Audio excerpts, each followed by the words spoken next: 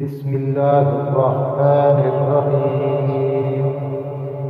عزیز دوستو، پیارے بھائیوں، السلام علیکم ورحمۃ اللہ۔ وجور یعنی سیال دوا۔ عزیز دوستو، آج آپ سے ایک طبی اصطلاح وجور کا تعارف کرواتے ہیں۔ وجور ایسی دوا کو کہا جاتا ہے جو ناتواں کمزور مریض یا بچے کے منہ میں سیال یعنی سیرپ سا بنا کر ڈالی جاتی ہے، جبکہ وہ مریض یا بچہ خود دوا کو کھانے سے عاجز ہو۔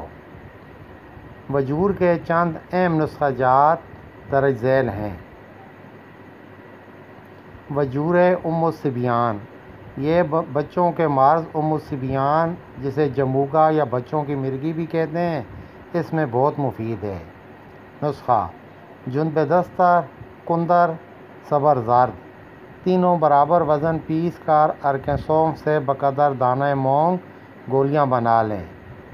استعمال: بوقت دورہ 1 تا 2 گولی حسب عمر ماں کے یا دیگر دودھ میں حل کر کے منہ میں ڈالیں۔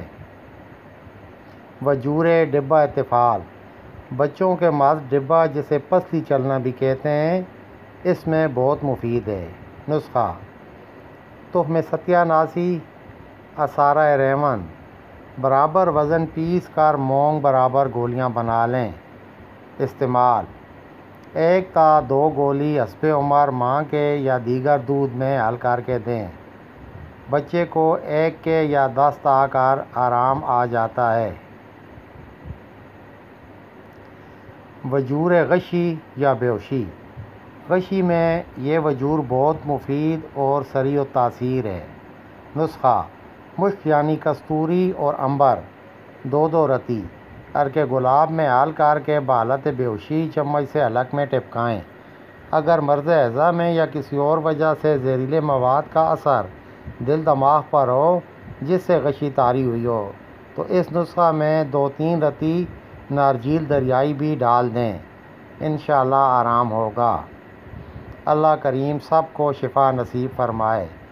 طالب دعا ڈاکٹر محمد زمان صابر۔